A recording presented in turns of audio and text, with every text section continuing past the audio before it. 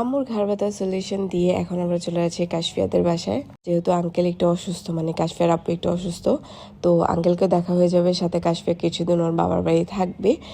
আর second হচ্ছে যে আমরা আজকে সবাই একসাথে ইফতার করবো। আম্মু ইফতার নিয়ে যাচ্ছে, আমরা আমাদের বাসা থেকে ইফতার নিয়ে যাচ্ছি আন্টিদের বাসায়, একসাথে সবাই মিলে ইফতার করবো। অনেকক্ষণ উবার গুতাগুতি করে উবার পাই নাই, তারপরে আমরা সিএনজিতেই চলে গেছি, 2টা সিএনজি নিয়ে নিছি, সিএনজিতে করেই চলে গেছি। যেতে যেতে পথে আম্মুকে মাসাজারটা লাগাই দিছি, আর আলহামদুলিল্লাহ গন্তব্যে পৌঁছানোর আগে আম্মুর ব্যথা ভালো হয়ে গেছে, মানে পৌঁছানোর আগে আম্মুর ঘাড় ব্যথা ঠিক হয়ে গেছে আলহামদুলিল্লাহ। তারপর ওখানে গিয়ে দেখতেছি পিকা আমাদের জন্য দাঁড়ায় আছে, তারপরে এখানে ইফতারের প্রিপারেশন নিচ্ছিল, যেহেতু আমার পার্সেল টার্সেল করে দিয়ে তারপরে কোথাও যাইতে হয়, তো যার কারণে যেতে যেতে আমাদের অনেক লেট হয়ে গেছিলো। আমাদের যেতে যেতে বাজছিল প্রায় 5টা সাড়ে 5টার উপরে বেজে গেছে। এরপরে এখানে টেবিল গুছানো হয়ে গেছে। এই পায়েসটা তাসফিয়া রান্না করছে, আর পায়েসটা অনেক ভালো হয়েছিল। আর এখানে আমাদের টেবিল গুছানো হয়ে গেছে। কেন জানি রোজার আগে মনে হয় যে অনেক কিছু খেতে পারবো, বাট আজান দেওয়ার পরে আর তেমন কিছু খাওয়া দাওয়া যায় না। আর এই দই চিড়াটা হচ্ছে সবার ফেভারিট। রমজান মাসে আমাদের বাসার সবারই মোটামুটি ফেভারিট হয়ে থাকে দই চিড়া। আমরা ভাজা পোড়াটা একটু কমই খাই, অ্যাভয়েড করি। আর দই চিড়াটা আমরা খাইতে সবাই বেশি প্রিফার করি আর কি।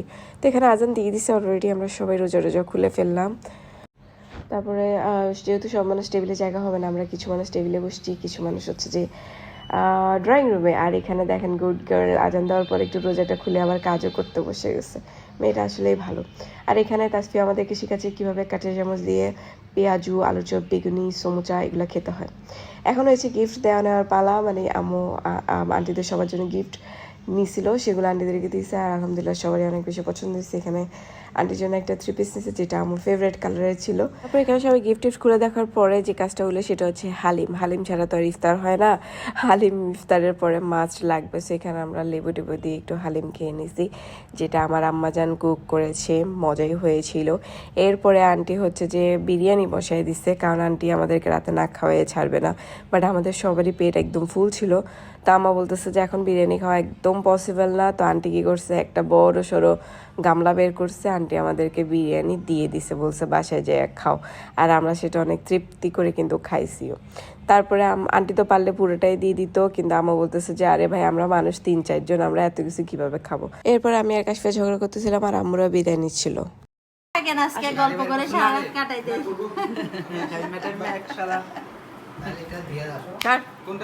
আস্তে ধীরে আইসা তো তাড়াহুড়া নাই, আজকেই শান্তি লাগতেছে, তো রেখে যেতেছি।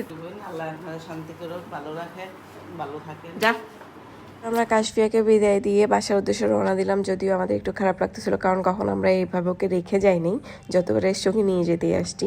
তারপর আমরা বাসায় চলে আসলাম। বাসায় এসে দেখতেছি মিকু আমাদের সাথে অনেক বেশি রাগ করছে, সারাদিন খাওয়া দাওয়া করে নাই, সে আমাদের সাথে কথাও বলতেছে না, কারণ আমরা তাকে রেখে চলে গেছি। ওকে নিয়ে গেলে ও ওখান থেকে আসতেও কষ্ট পায়, কারণ ওখানে ওর একটা ভাই আছে।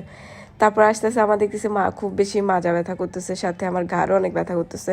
তো আমি সেই নেক ম্যাসাজ পিলোটা দিয়ে কিছুক্ষণ ম্যাসাজ করে নিচ্ছি। আল্লাহর মতো অনেকটুকুই শান্তি লাগতেছিল। এটা অনেক অনেক কাজের একটা জিনিস। আন্টির বাসা থেকে যে বিরিয়ানিগুলো আন্টি পাঠিয়েছে, সেগুলো আম্মু আমার শ্বশুর বাড়িতেও কিছু পাঠিয়ে দিল, ওখানেও যেহেতু অনেক মানুষ আছে, সো সবাই মিলে খেলে আসলে মজাটাই অন্যরকম হয়। তো সুফল নিয়ে গেল বিরিয়ানি। তারপর সুফল আসার পরে আমরা বাসায় চলে গেলাম। আজকে এই পর্যন্তই, সবাই ভালো থাকবেন, আল্লাহ হাফিজ।